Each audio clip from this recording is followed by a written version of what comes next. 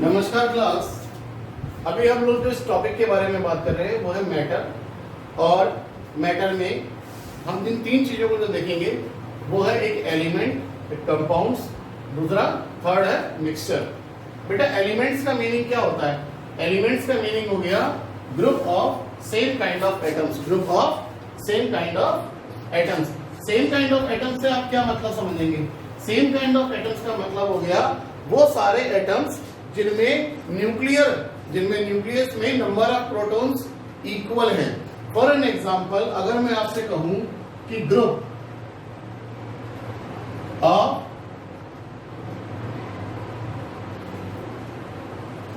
Atoms having 2 protons, अगर आप 2 proton वालों की बात करोगे तो इस एलिमेंट का क्या नाम हो जाएगा बेटा? उस एलिमेंट का नाम हो जाएगा हीलियम, He। इसी तरीके से group of atoms having 17 proton, क्या नाम हो जाएगा? क्लोरीन। क्या नाम हो जाएगा उसका? क्लोरीन। इसी तरीके से group of atoms having 11 protons, कितना? 11 प्रोटॉन्स, तो इसका नाम हो जाएगा सोडियम। इस तरीके से आपने देखा कि आपको जब एलिमेंट्स की स्टडी करनी है तो वहां पर उन एटम्स में नंबर ऑफ प्रोटॉन्स इक्वल रहने चाहिए। जहां नंबर ऑफ प्रोटॉन डिफरेंट हो गए वहां वो एलिमेंट की कैटेगरी से हट जाएगा और या तो कंपाउंड में आएगा या मिक्सचर में आएगा। अब बात करते हैं हम लोग पहले कंपाउंड्स की। तो कंपाउंड्स हम किसे कहते हैं? देखिए, 2 या 2 से ज्यादा कंपाउंड, दो या 2 से ज्यादा एलिमेंट्स एक दूसरे से जब इलेक्ट्रॉनिकली जब इंटरेक्ट करते हैं और कोई नया मटेरियल बनता है, कोई नया सब्सटेंस बनता है, उस सब्सटेंस को आप क्या कहते हैं? कंपाउंड कहते हैं। फॉर एन एग्जांपल मैं आपसे बात करूं, जैसे हाइड्रोजन और ऑक्सीजन, ये अगर इंटरेक्शन कर रहे हैं तो उससे क्या मिला आपको? H2O मिला। तो H2O क्या है आपके पास? H2O कंपाउंड है। इसी तरीके से अगर आप बात करेंगे कि सोडियम और क्लोरीन एक दूसरे से इलेक्ट्रॉनिकली इंटरेक्ट कर रहे हैं तो क्या बन रहा है आपके पास? आपके पास में बनेगा NaCl। इसी तरीके से अगर हम बात करेंगे पोटेशियम और एक आयोडीन की, तो आपके पास क्या मिलेगा? आपको मिलेगा Ki मिलेगा आपको पास। इसी तरीके से हाइड्रोजन, सल्फर और ऑक्सीजन, ये 3 एलिमेंट्स अगर एक दूसरे से इंटरेक्ट कर रहे हैं तो आपको क्या मिलेगा? आपको कंपाउंड मिला H2SO4, जो कि एक सल्फ्यूरिक, जिसे कहते हैं हम लोग सल्फ्यूरिक एसिड। तो वाटर में कंस्टिट्यूएंट एलिमेंट कौन से हैं? Hydrogen, oxygen. Sodium chloride common salt में कंस्टिट्यूएंट एलिमेंट कौन से हैं? सोडियम और क्लोरीन। पोटेशियम आयोडाइड में कंस्टिट्यूएंट एलिमेंट कौन से हैं? पोटेशियम और आयोडीन। सल्फ्यूरिक एसिड में कंस्टिट्यूएंट एलिमेंट कौन से हैं? हाइड्रोजन, सल्फर और ऑक्सीजन। अब हम बात करते हैं मिक्सचर की। देखिए, मिक्सचर किसे कहते हैं समझिए।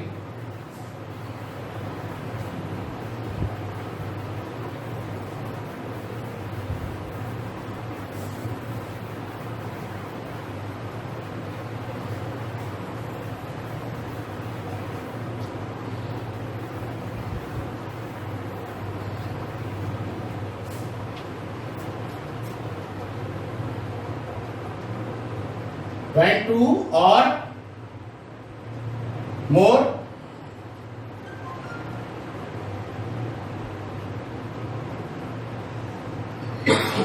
elements or compounds, 2 or more elements or compounds mix in each other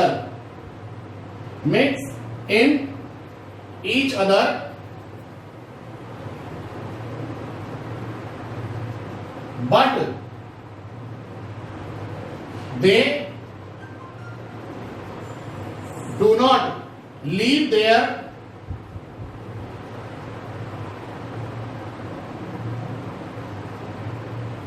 identical properties. अपने खुद की जो प्रॉपर्टीज होती है, अपने खुद की जो आइडेंटिटी होती है, उसको कभी भी मिक्स नहीं करते हैं, उसको कभी भी उसको नहीं छोड़ते हैं।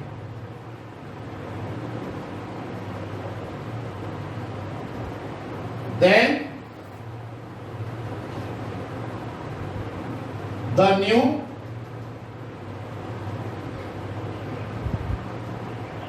substance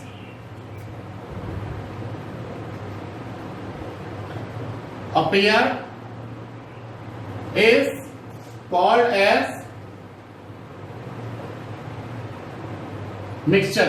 अब देखिए इसमें हम लोग बात कर रहे हैं आपके सामने, जैसे आपने ले लिया एलिमेंट प्लस एलिमेंट, इसका मतलब दो ऐसे एलिमेंट हो गए जिनमें एक दूसरे से इलेक्ट्रॉनिकली कोई इंटरेक्शन नहीं होगा।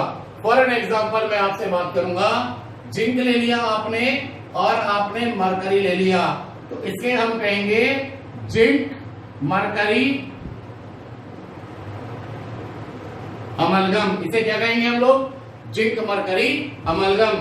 तो यहां पर यह एक अलॉय है, यहां पर क्या है? ये कि अलॉय है और यह एक मिक्सचर है। इसी तरीके से अगर आपने कंपाउंड प्लस कंपाउंड ले लिया, क्या ले लिया आपने? कंपाउंड प्लस कंपाउंड ले लिया। एग्जांपल H2O प्लस NaCl, तो आपने क्या बनाया? आपने वहां पर aqueous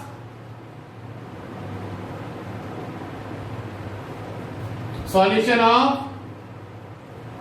NaCl, aqueous solution of NaCl, sodium chloride का एक्वास सॉल्यूशन क्या कहलाता है? ये भी आपको एक मिक्सचर कहलाता है। तो ध्यान में रखिए बेटा कि मिक्सचर होने के लिए कभी भी जो भी कंस्टिट्यूएंट एलिमेंट्स हैं वो अपनी आइडेंटिकल प्रॉपर्टीज को नहीं छोड़ते हैं, उनकी प्रॉपर्टी उसमें बनी रहेगी। मिक्सचर में वो कभी भी एक दूसरे से इलेक्ट्रॉनिकली इंटरेक्ट नहीं करेंगे। अब मैं आपको एलिमेंट्स के कुछ टाइप्स बता रहा हूं, उसे समझिए।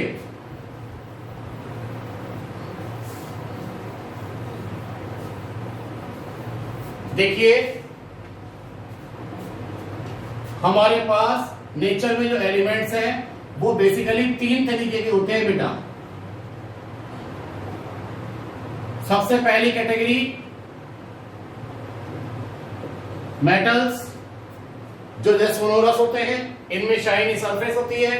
इस तरीके के जो आप देखते हैं एलिमेंट्स, इन्हें हम लोग मेटल्स कहते हैं। फॉर एन एग्जांपल अगर आप बात करेंगे जिंक की, अगर आप बात करेंगे कैडमियम की, आप बात करेंगे मरकरी की, आप बात करेंगे आयरन की, तो ये सारे क्या हैं? ये सारे मेटल्स में कंसिडर किए जाते हैं। जबकि दूसरी कैटेगरी है आपके पास नॉन मेटल्स। नॉन मेटल्स में कौन से हैं आपके पास?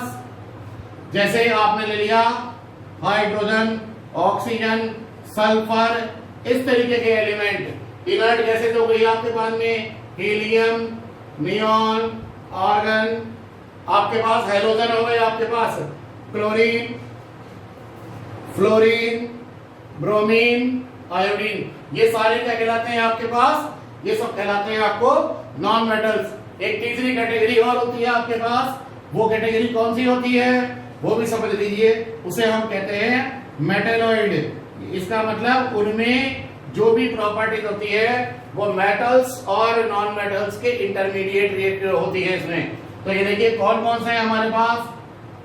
बोरोन, सिलिकॉन, आर्सेनिक,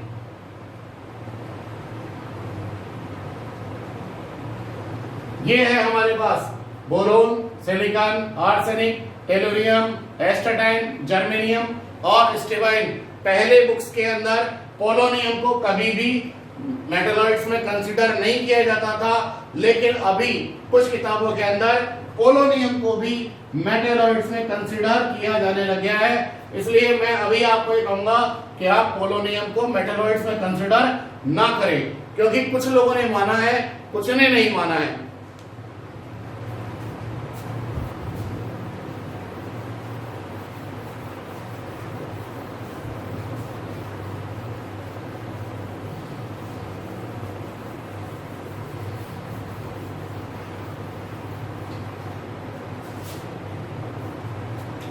अब मैं आपसे बात करूंगा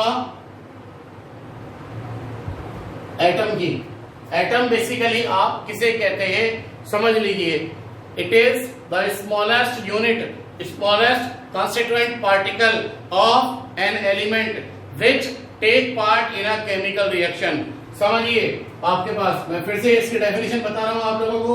it is the smallest constituent particle of an element which take part in a chemical reaction। आप समझिए एटम में सेंटर में हमारे पास न्यूक्लियस मिलता है। सेंटर में क्या मिलता है? न्यूक्लियस मिलता है। और सराउंडिंग में आपको क्या मिलती है? यहाँ पर शेल्स मिलती है आपको। यहाँ पर ये सब क्या है? ये है शेल्स। शेल्स में आप लोगों को जो पार्टिकल देखने को मिलेंगे वो कहलाते हैं इलेक्ट्रॉन्स। वो कहलाते हैं इलेक्ट्रॉन्स। और न्यूक्लियस में आपको जो पार्टिकल्स देखने को मिलते हैं उन्हें आप कहते हैं न्यूक्लियर पार्टिकल्स। उन्हें आप कहते हैं। और न्यूक्लियर पार्टिकल्स कौन कौन से हैं? यहाँ पर आपके पास प्रोटॉन और न्यूट्रॉन। ध्यान रखना है आप लोग। 3 कंस्टिट्यूएंट पार्टिकल मैं आपको बता रहा हूं मेनली, इलेक्ट्रॉन, प्रोटॉन, न्यूट्रॉन। इसके अलावा 8 तरीके के पार्टिकल और होते हैं, लेकिन अभी हम बात करेंगे केवल इन 3 पार्टिकल्स के बारे में, इलेक्ट्रॉन, प्रोटॉन और न्यूट्रॉन। जो इलेक्ट्रॉन है हमारे पास, इलेक्ट्रॉन इस पर -1 चार्ज होता है। प्रोटॉन पर +1 चार्ज होता है। न्यूट्रॉन पर कोई भी चार्ज नहीं होता, नल चार्ज कहलाता है। यहाँ पर नल चार्ज मतलब जिस पर कोई भी चार्ज नहीं होता। Is that clear? तो ये ध्यान रख लेना हमारे पास। अब इसमें भी आपके पास एलिमेंट्स में प्रोटॉन तो सेम होंगे बट न्यूट्रॉन डिफरेंट हो सकते हैं। देखिए आपने एक एग्जांपल मैं ले रहा हूं क्लोरीन। क्लोरीन में आपको 2 एग्जांपल मैं आपको बता रहा हूं। आपने ले लिया क्लोरीन 35 और क्लोरीन 37। क्लोरीन 35 में क्या होगा? देखिए नंबर ऑफ प्रोटॉन तो इसमें भी 17 होंगे, नंबर ऑफ प्रोटॉन इसमें भी 17 होंगे, but number of number of neutron यहां पर होंगे 18 और यहां पर नंबर ऑफ न्यूट्रॉन होंगे 20। तो आपके पास में यहां पर क्लोरीन में आपने 2 तरीके के पार्टिकल देखे, 2 तरीके के एटम देखे। उसमें नंबर ऑफ प्रोटॉन तो सेम है बट नंबर ऑफ न्यूट्रॉन आपके पास डिफरेंट है। यहां आपको इसका मास नंबर 35 नजर आ रहा है, यहां इसका मास नंबर 37 नजर आ रहा है। मास नंबर किसे कहते हैं हम लोग? Number of proton plus number of neutron. तो आप लोग इसे क्या कहेंगे? यहाँ पर ये दोनों क्या कहलाएंगे? ये दोनों कहलाएंगे क्लोरीन के आइसोटोप्स ऑफ क्लोरीन। इसी तरीके से अगर मैं बात करूंगा हाइड्रोजन की, तो हाइड्रोजन में भी देखिए आपको 3 तरीके के पार्टिकल देखने को मिलेंगे। पहला पार्टिकल आपको देखने को मिलेगा प्रोटियम। प्रोटियम में एक होता है प्रोटॉन और न्यूट्रॉन होता है 0, पहली चीज। दूसरा होता है आपके पास में ड्यूटेरियम। ड्यूटेरियम में प्रोटॉन हमेशा एक ही होगा, इक्वल नंबर ऑफ प्रोटॉन रहेंगे, प्रोटॉन में कोई चेंजेस नहीं होगा, बट यहाँ पे न्यूट्रॉन रहेगा 1। तो आपके सामने इसका मास नंबर कितना हो गया? इसका मास नंबर हो गया 2 और इसका मास नंबर कितना हो गया? 1। थर्ड होता है आपके पास ट्राइटियम। ट्राइटियम में भी प्रोटॉन तो होगा 1 और न्यूट्रॉन होंगे आपके पास में यहाँ पर 2। ध्यान रख लेना। तो आपके पास में इसका मास नंबर कितना होगा? 3। तो इसका मास नंबर 1, इसका मास नंबर 2, इसका मास नंबर 3। तो एक बार के लिए आप लोग इसे रिवाइज कीजिए, फिर इसके बाद में मैं आप लोगों को बताऊंगा atomic mass.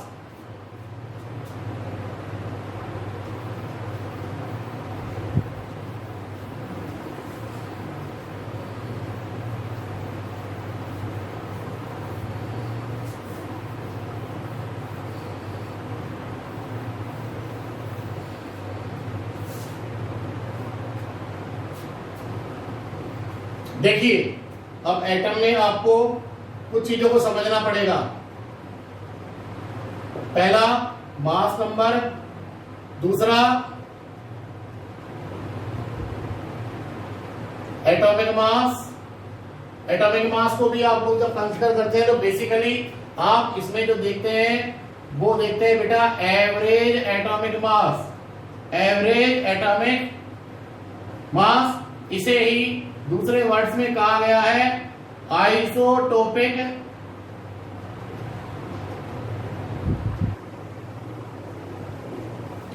Atomic mass, isotopic atomic mass. और थर्ड है हमारे पास atomic mass unit, atomic mass unit. और फोर्थ है हमारे पास ग्राम एटॉमिक मास, जिसे आप कह सकते हैं मोलर मास, जिसे आप कहते हैं ग्राम एटॉमिक मास या ग्राम मोलर मास या मोलर एटॉमिक मास भी कह सकते हैं आप इसे। तो देखिए मैं आपको एक एक चीज को समझा रहा हूं, पहले समझिए। सबसे पहले हम लोग बात करेंगे mass number. Mass number basically किसे कहते हैं? मास नंबर हम लोग कहते हैं total sum of proton plus neutron. अभी अभी मैंने आपको क्लोरीन का एग्जांपल दिया था।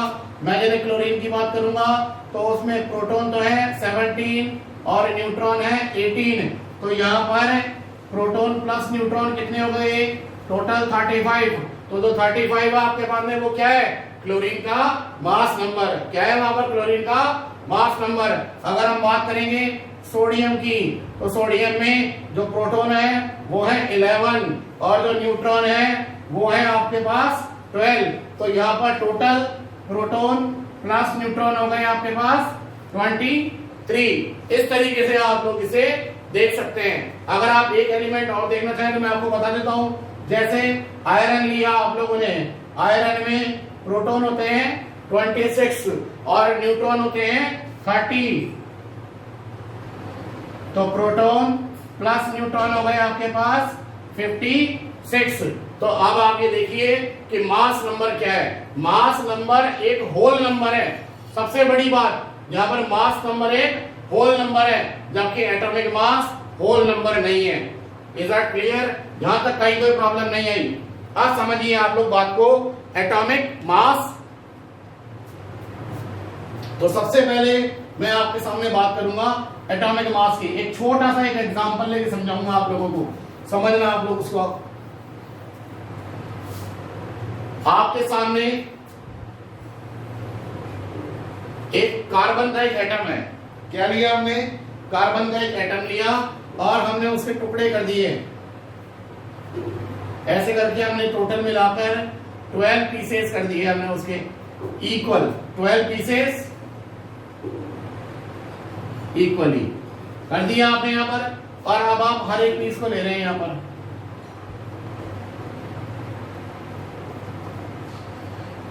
इस तरीके से आपने उसको ले लिया। मान लीजिए आपने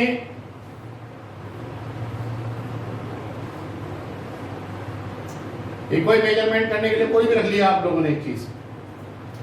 हमने कोई एक एलिमेंट ले लिया, उसका एक एटम रखा यहां पर, और अब मैं यहां से एक जो है पार्ट या रखूंगा, एक पीस यहां रखूंगा। तो 1 2 3 4 5 6 7 स्टिल ना मेरे को नजर आ रहा है कि भैया ये भारी है और ये हल्का है। और मैं यहां पे कुछ डालूंगा पीसेस को।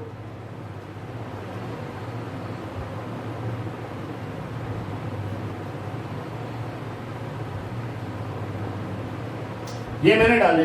मान लीजिए मैंने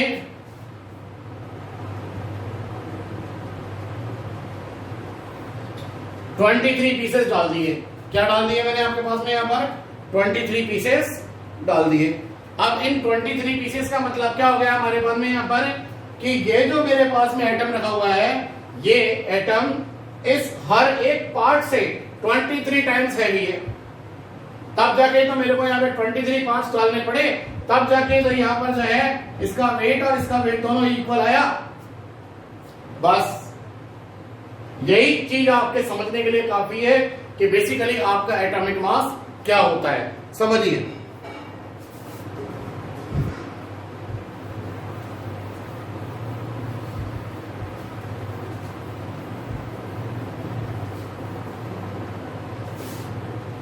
तो एटॉमिक मास का मीनिंग क्या हो गया आपके पास?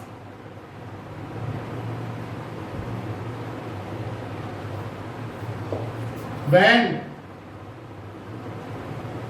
an atom of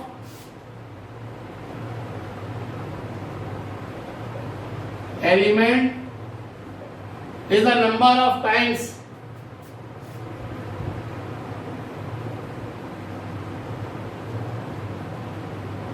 heavier than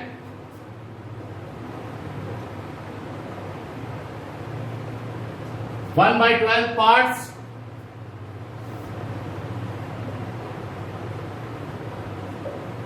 by mass of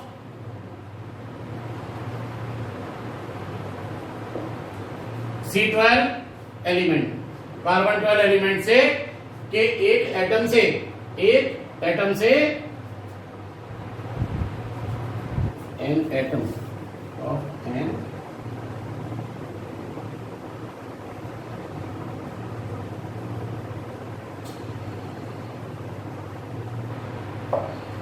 C12 element के एक एटम के 1/12 पार्ट्स बाय मास से जितने गुना भारी होता है उसे हम क्या कहते हैं? Atomic mass. मैं कुछ एक एग्जांपल्स आपके सामने रखूंगा, तब तक के लिए आप लोग इसे एक बार लिख लीजिए।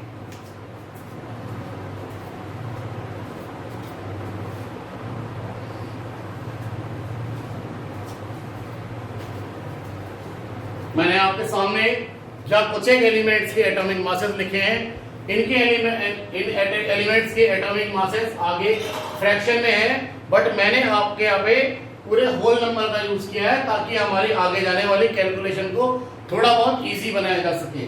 देखिए इन्हें मैंने लिया हाइड्रोजन का 1, हीलियम का होता है 4, लिथियम का 7, सोडियम 23, पोटेशियम 39, क्लोरीन का 35.5, आयरन का 56, कॉपर का 63.5, जिंक का 65.3, ऑक्सीजन 16, सल्फर 32। ये सारे इनके एवरेज एटॉमिक मास है। ये सारे क्या है? इनके एवरेज एटॉमिक मास है। मैंने अभी आपको बताया था, हम एटॉमिक मास पढ़ते समय एवरेज एटॉमिक मास की बात करेंगे। तो देखिए आपका एवरेज एटॉमिक मास क्या है? सबसे पहले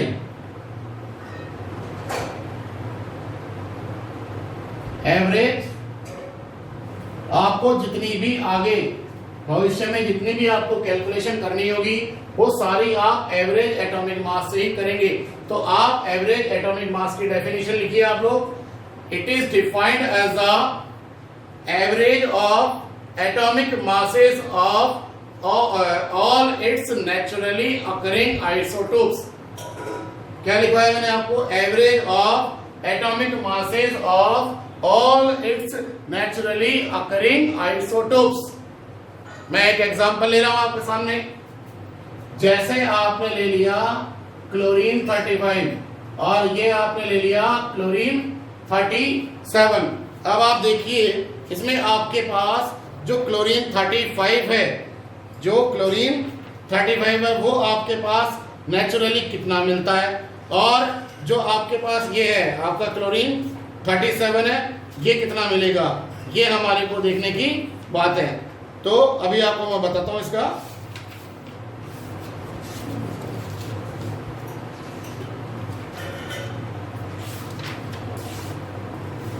शीट में मिलेगा। जी हाँ, ये आप लीजिए क्लोरीन 35 है आपके पास 75% नेचुरल में, और ये है आपके पास 25%।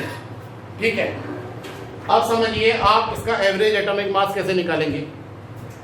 आपके पास है ये 75%, तो आपको करना है 35 इंटू 0.75, इसका फ्रैक्शन यही है हमारे पास, प्लस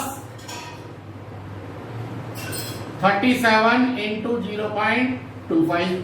तो आपके पास में कितनी वैल्यू आती है? ये आती है आपके पास 35.5, और यही आपके पास में क्लोरीन का एवरेज एटॉमिक मास, जिसे आप कहेंगे आइसोटोपिक एटॉमिक मास। अब मैं आपके पास फिर आगे जिस टॉपिक की बात करूंगा वो है एटॉमिक मास यूनिट। क्या है वो? Atomic mass unit.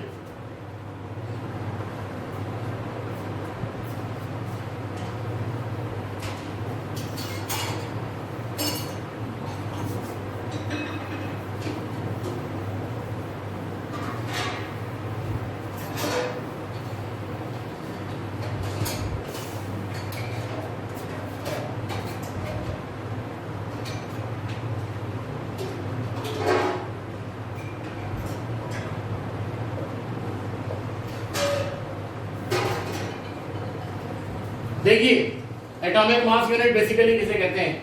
Atomic mass unit होती है the actual mass of an element of actual mass of an atom of an element. मैं एक एग्जांपल ले रहा हूं आपके सामने। सबसे पहले आप ये समझिए, जैसे कोई भी एक आप एलिमेंट को आप कंसीडर कर सकते हैं। वैसे मैंने ले लिया, जैसे ऑक्सीजन ले लिया मैंने। ऑक्सीजन का आपके पास में एटॉमिक मास है 16। आप समझिए 6.022 इंटू 10 की पावर 23 इतने ऑक्सीजन एटम है, इतने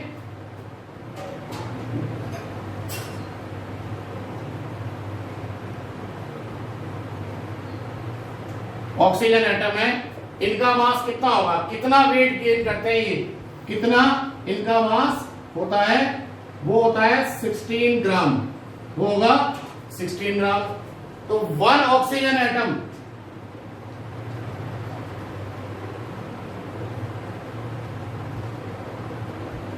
वो कहलाएगा आपके पास 16 डिवाइड बाई 6.00 इंटू 10 की पावर 23। तो आपके पास में ये आ गया 16 इंटू 1 डिवाइड बाय 6.022 इंटू 10 की पावर 23।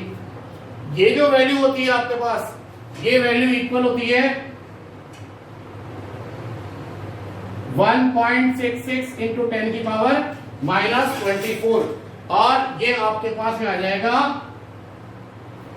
ग्राम में। तो ये आपके पास में है वैल्यू ग्राम के अंदर, और इसे आप लोग वैल्यू को नाम देंगे 1 AMU। तो इसका मतलब आपके पास में ये जो वैल्यू आ गई ये है 16 AMU। तो आपके पास एटॉमिक मास यूनिट क्या आ गई? Actual mass of an atom. तो ऑक्सीजन का एटॉमिक मास AMU कितना आ गया? 16। तो 16 AMU। तो AMU का मीनिंग क्या हो गया? Actual mass of oxygen atom. इसी तरीके से अगर मैं आपके सामने बात करूंगा सल्फर की, तो सल्फर में होता है 32 AMU। 32 AMU का मतलब ये सल्फर के एक एटम का, सल्फर के एक एटम का एक्चुअल मास है। अगर मैं आपसे बात करूंगा सोडियम, सोडियम में 23 AMU, इसका मतलब ये सोडियम के एक एटम का मास है, ना कि बहुत सारे एटम्स का। फिर आप कहेंगे सर हमने तो पढ़ा है सोडियम में 23 ग्राम पर मोल, ये हमने पढ़ा है। भाई ठीक है, आपने ये क्या पढ़ लिया? आपने यहाँ पर आपने ये पढ़ा कि सोडियम के 1 मोल एटम्स का मास, सोडियम के 1 मोल एटम्स का मास 23 ग्राम है। अदरवाइज कोई एक एटम 23 ग्राम का थोड़े होता है। तो यहां ध्यान देने की बात है, इसे आप कहते हैं ग्राम एटॉमिक मास। इसे आप कहते हैं gram atomic mass.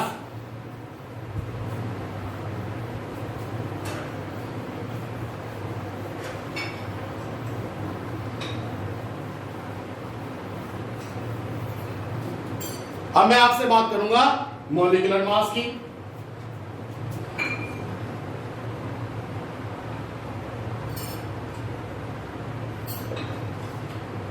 Molecular mass क्या होता है भाई? If the mass of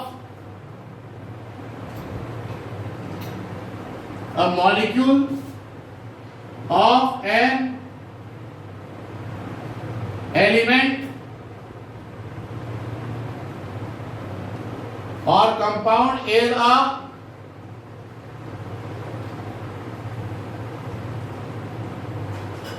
number of times heavier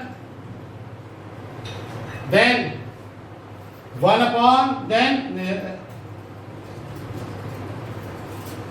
by 12 parts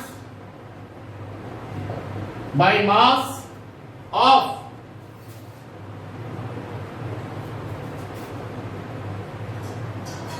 atom of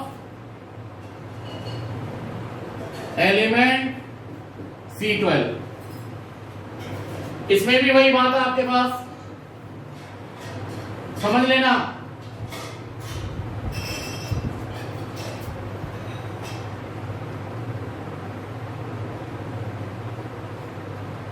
molecular mass unit,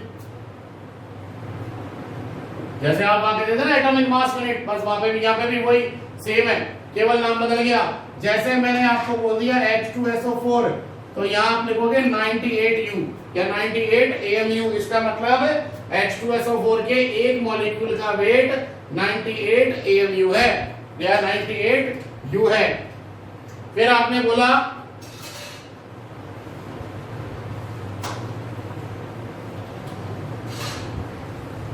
gram molecular mass, तो यही आपके पास H2SO4 का आ गया 98 ग्राम पर मोल, यानी कि मोलर मास आ गया आपके पास में। यहाँ पर आपके मॉलिक्यूलर मास को हमने ग्राम की फॉर्म में एग्जैक्ट बता दिया आपको यहाँ पर। फिर आ गया आपके पास मोलर मास। मोलर मास कितना आ गया आपके पास 98 ग्राम। 98 ग्राम का मतलब क्या आ गया कि एक मोल एटम्स का, एक मोल मॉलिक्यूल का मास कितना है 98 ग्राम। हालांकि ये और ये दोनों एक ही है। यहाँ पर हम लोग कभी भी जब लिखते हैं तो आपको यहाँ बताना पड़ेगा ग्राम पर मोल, दोनों की यूनिट एक जैसी है, दोनों एक ही चीजें हैं, दोनों एक ही बात है, अलग अलग नहीं है।